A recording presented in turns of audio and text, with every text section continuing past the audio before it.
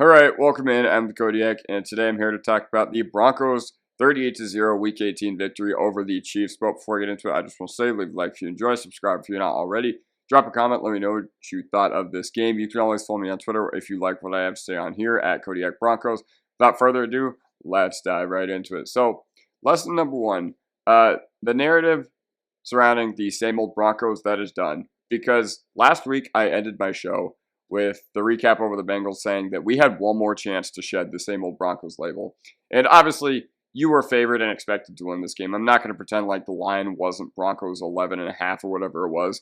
But I was still pretty nervous. When I woke up today, I was still pretty nervous. I was still kind of, jittery all week long. And this matters not because of how good it felt to win. Because, yeah, it feels good to win this game, obviously.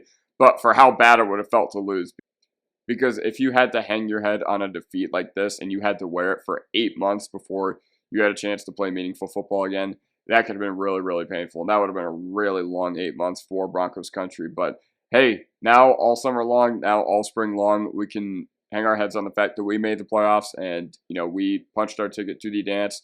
And I was still scarred from 2016 to 2023 and coming off of two bad losses within recent weeks to Herbert and Joe Burrow. Now, what I will say is I'm glad the Broncos did not overlook this team. Could have been really easy to buy into the fact that, we're just going to be playing against, backups, so we don't need to prepare as hard. We don't need to execute as hard. And that wasn't the case today, so credit the coaching staff for that. And one thing that really, really makes me smile just reading, I didn't even think of this until I was making my notes.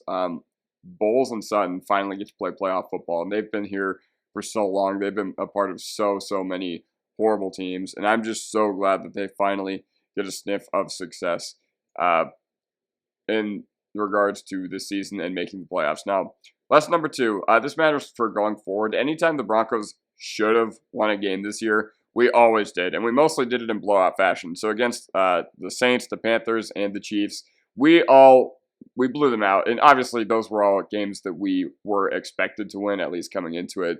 We were favored in all these games. There's a difference between blowing out these teams that you should win the game and, versus when you're expected to. Because, yeah, I think, going back to that Atlanta game, we were expected to win. I think we were still favored in that game. But even I, the most positive Broncos fan, probably didn't see that game ending up being a 38-6 final score. And not every team does this. Some teams get trapped. Some teams, that you can play down to your competition. It's something that Pittsburgh with Tomlin and Big Ben had done for multiple years. It's something that, Buffalo has had to wear at times this year. And just credit goes to the coaching staff for keeping the guys grounded and prepared for a game like this. Because once again, this is a game where you should have executed. You should have been, it would have been absolutely horrible for you to get absolutely stunned and lose the playoffs in that way. But yeah, I just got to give a huge shout out to the coaching staff for being able to execute in this way that they've done all year long. Now, lesson number three, this is not really a Broncos thing. This is more of a, me thing. Broncos winning, obviously, was priority 1, 2, 3, 4, 5, 6, 708 million today. But the playoff scenario shook out exactly as I had hoped. So we knew that the 7th seed was going to have to go into Buffalo. There was nothing we could have done about that going into this week. But I did not want a Pittsburgh and Houston wildcard game because that winner would have been 40 burgered at Arrowhead in the divisional. And I think that a lot of us, we kind of want the Chiefs to play some tougher competition. And the Chargers are better than both Houston and Pittsburgh. I'm not even going to try to argue with anybody who tries to tell me otherwise. But now the Broncos have an amazing opportunity because you went into Buffalo last year with an even worse quarterback than you have this year. Or I shouldn't say even worse, but a quarterback who he was very, very hit or miss last year and honestly mostly on the miss side. But now you have a better quarterback and now you have a better opportunity to go into Buffalo. Now they've made some changes to how they play the game of football and they don't turn the ball over as much as they did last year. But now is an amazing, amazing opportunity because a dangerous team in sports is one that has absolutely nothing to lose. And when you can go into Buffalo and you are playing for Jack Diddley, you're probably going to be an 8 or 9 point dog. And you have experience playing in cold weather, you have experience playing in the snow, you can be a very, very, very dangerous team, and Buffalo should not overlook you. Now, I wanted the Bengals if it was not us, because Miami, the fact that they could have made the playoffs is an absolute joke, and they would have just been like I said, another 50-point loss probably waiting to happen to their division rival in Buffalo. So, lesson number 4, the RB deployment today was really interesting because the run game was working in the first half, but the dropback game was too OP. Second half, the run game wasn't working, but I think that was more on the lines of everybody just kind of wanted to get out and go home or whatever. And it looks like Jaleel got most of the work with some Javonte sprinkled in, probably the most Javonte we've seen in at least a month.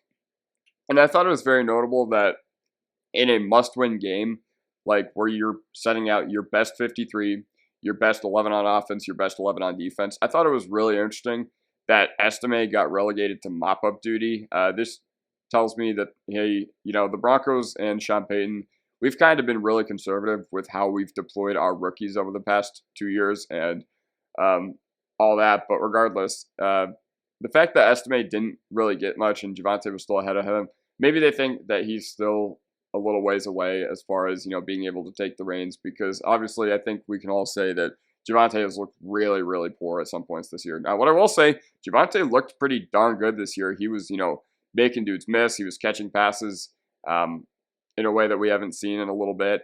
And he absolutely ran over a dude to get the ball, I think it was either 4th and 1. Yeah. So I can't remember if they called him out or I remember it was 3rd and 13. Bo Nix checked it down and Javonte literally ran over another dude to at least attempt to get the first down. Maybe he was short. I can't remember. If he was short, remind me in the comment section down below. But even though this was a blowout, it tells us what they think of our personnel. It tells us, that they still think that Jaleel is the guy going forward, and he's probably going to get the lion's share of the rushing work. And hey, that's fine with me. Now, lesson number 5, Bo Nix delivered. And there's no question we found our franchise quarterback. And even though it was against the JV squad, it was encouraging seeing this from your quarterback because this is a game that over the past 2 seasons, I'm not confident that Broncos teams are able to win this handily. I think they still win, don't get me wrong, because in 2022, when the Chargers came in and they were playing their starters in Week 18, and they had a playoff game the very next week, we absolutely waxed them on offense. I remember Russ was going absolutely off that game. And last year, I think our team was still good enough to handle business in a game like this, but it's still encouraging seeing this from your franchise quarterback because I'm not convinced that we would have won this easily or this handily. And with Bo Nix, so what we got today, highest completion percentage in franchise history.